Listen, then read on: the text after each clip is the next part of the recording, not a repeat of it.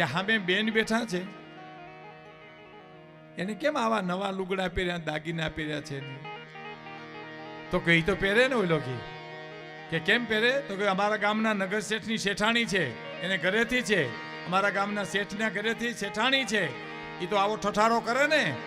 દાસીજીઓને કે ખોબા જેવડા ગામના નગર શેઠની શેઠાણી એટલો ઠઠારો કરતી હોય તો હું તો અખિલ બ્રહ્માંડના શેઠની શેઠાણી છું, મારે કેટલો ઠઠારો કરવો પડે સાહેબ? કારણ કે દાસી ભાવથી ભજતા હતા ને, દાસી ભાવ. એટલે તો ભજનમાં કીધું છે કે દાસીને ભેળી જાજો તમારા દેશમાં, દેશમાં દેશમાં આ દાસીને તેડી જાજો તમારા દેશમાં. સમયનો જો સાહેબ વર્ષો પહેલાનો દાસી જીવનના વખતનો એ જી ભગવા લુગડા એ મારે અંગડે બિરાજે ને ફરવું મારે સાધુડા કેરા વેશમાં વેશમાં. દાસીને તેડી જાજો તમારા દેશમાં એ જીલું લીલુડા લુગડા એ મારે અંગડે બિરાજે ને ફરવું ફકીરું કેરા રે વેશમાં વેશમાં. દાસીને તેડી જાજો તમારા દેશમાં, સાધુને તેડી જાજો તમારા દેશ. શબ્દ ફકીરના મોઢામાંથી નીકળી જાય તો સાધુના મોઢામાંથી એ શબ્દ નીકળી જાય. એ હરિભક્તોને હાથ વગો છે, પ્રેમ પરખંદો રે સાહેબ. ગોતવા જાવ તો મળે નહીં ગોતો, ગહન ગોવિંદો રે અને હરિભક્તોને હાથ વગો છે, પ્રેમ પરખંદો રે. તો હવે સાંભળજો, એ આવા દેવને, આવા દેવને દીવો કે ધૂપ દિલ દઈ દેવું રે બાવલિયા મોજ મારેવું, મોજ મારેવું, મોજ મારેવું રે મોજ મારેવું, મોજ મારેવું. અને રામ કૃપા એને રોજ દિવાળી.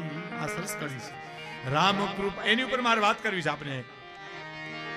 હું તમને આનંદ કરાવીશ. હાસ્યરસ છે આમાં. 5 મિત્રો એવા બેઠા જેને ખાલી દાંત જ કાઢવા છે, 5 મિત્રો એવા બેઠા જેને ભક્તિને સાંભળવો, 5 મિત્રો એવા બેઠા છે એને કરુણો સાંભળવો.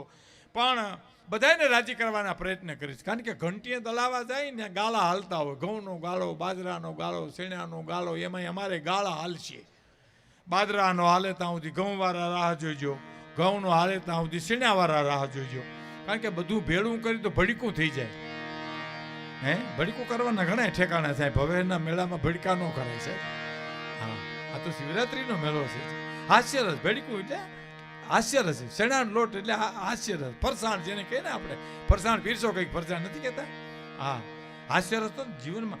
મેં જુનાગઢમાં એક જણાને કીધું, મેં કીધું તમારા બાપુજી શું કરે? મને કે અફસોસ કરે છે.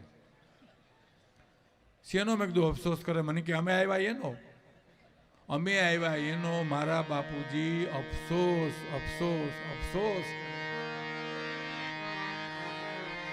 પનોતી પછી એને બાપુજી મને મળ્યા. મેં કીધું દીકરા કેટલા? મને કે 3, પણ ટબા જેવા હો. મેં કીધું મોટો શું કરે? મને કે ખેતી કરે. મેં કીધું વીથી નાનો શું કરે? મને કે બિન ખેતી કરે, બેઠો બેઠો ટુકડા કરીને વેચે હર્યો. સૌથી નાનો મેં કીધું શું કરે? તો જે સામે મળે એનું કરે. આખા ગાંડવા દાજી ગયા હોય ત્યાં ક્યાં ફરિયાદ કરવી તમારી સાહેબ? હે રામ કૃપા એને રોજ દિવાળી. હાસ્યરસ છે. હાસ્યરસ તો જીવનમાંથી નીકળે છે સાહેબ. એક ભાઈને ઘરે મહેમાન આવ્યા ને, મહેમાન તો ગરદણી એના છોકરાને કીધું મહેમાન માટે બજારમાંથી કંઈક લઈ આવી તા, રિક્ષા લઈ આવ્યું. બોલો, હજી તો બેઠા, હજી બેઠા હતા બીજા આવી, હજી બેઠા, ચાય નહોતો પીધો ત્યાં તો ભૂર કરી રિક્ષા આવી ને મહેમાન બિચારા બેહીને વહી ગયા. પણ ગરદણીને પછી છોકરે પૂછ્યું કે બાપુજી આ મેં કામ મહેમાન હું કામ આવ્યા હતા અને વયા કેમ ગયા? કે હગાઈ કરવા તને જો આવ્યા હતા. અને તને મોકલો તો કંઈક લેવા, તું રિક્ષા લઈ આવ્યો એટલે વયા ગયા. પછી વાહે હળી કાઢી. સમજણ વિનાનું જીવવું ભલે જીવો વરસ 1000, પણ સમજીને જીવો 2 ઘડી તો સમજો બેડો પાર. સમજણ વિનાનું જીવવું જીવો વરસ 1000, પણ સમજીને જીવો 2 ઘડી તો સમજો બેડો પાર. એમ રામ કૃપા એને રોજ દિવાળી, રંગના ટાણા રે જેની માથે રામ કૃપા એને રોજ દિવાળી. રંગના ટાણા રે અને કામ કરે એની કોઠીએ કોઈ દી ખૂટે નહીં દાણા રે. જેને કામ કરવું છે, આળસ, આપણે કાઠિયાવાડમાં આળસ બહુ છે. તમે જોજો, આ તો આપણું ગામ છે ને, અહીં આપણે વાત કરી શકાય. મુંબઈમાં મેં એક જણે કીધું, મેં કીધું મુંબઈમાં કોઈને ટાઈમ નથી ને અમારે ત્યાં કોઈને કામ નથી. બોલો, હાવ નવરી બજારો, બેઠા બેઠા ઓટા ગહતા હોય, છોકરાઓ સડિયું વિનાના રખડતા હોય, તો બેઠા બેઠા વાતું કેવી કરે ખબર? હા, વડાપ્રધાન મુંજાણા બહુ હટાણે, આ બધું નહીં હલવી શકે તો તમને તેડાવશે તાત્કાલિક અહીંથી. તમે હલવી શકશો ને? તમે તમારા ઘરના વ્યવહાર હલવી શકતા નથી. દિલ્હી ક્યાં ભૂગ્યા છે? બહુ ત્રેવડ થાય તો 4 સડિયું કરાવી લ્યો, તમે 2 લેંગા કરાવી લ્યો.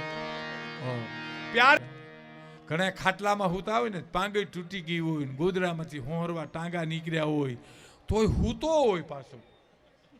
આપને એમ થાય કે આ ગોપીચંદ ભરતરી રાજપાટ મૂકીને વયા ગયા, આ ગોદડાનો ઘા કરી નીકળી કેમ નથી જાતો અલખ નિરંજન કરીને? પણ એને હુતા સિવાય બીજું હોખ ન હોય, અને અકલમઠું બૈરું હોય.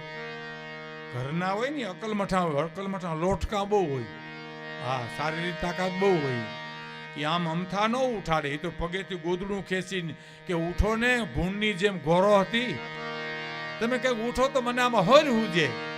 તારે હું તો હું કે ખબર હુવા દે ને, તું ક્યાં નીંદર કરિયાવરમાં લાવી ક્યાં ત્યાંથી? અમારા બાપની છે ને પેઢીઓથી લઈને હજી લેવાના છે. બહુ આળા. એક જણો આમ પગ ઉપર પગ રાખીને હું તો એમાં કોકો પૂછ્યું કે વંથલીનો રસ્તો બતાવો તો આમ પગ કર્યો, આમ હલ્યો નહીં, ઉછ્યો નહીં, આમ પગ કર્યો, આમ છે. ઓલો કે બોલતો ખરો મોઢામાંથી, આમ હું કરશો? તા હું તો કે આ ભેહું પાણીમાં પડ્યું તમે જોયું તો? ઘા એટલી આરહુડી છે કે આખો દી પાણીમાં પડી રહી અને ઘીરે આવીને પાણી પીએ. એના દૂધ અમે પીએ છીએ. કેટલી આળ હોય.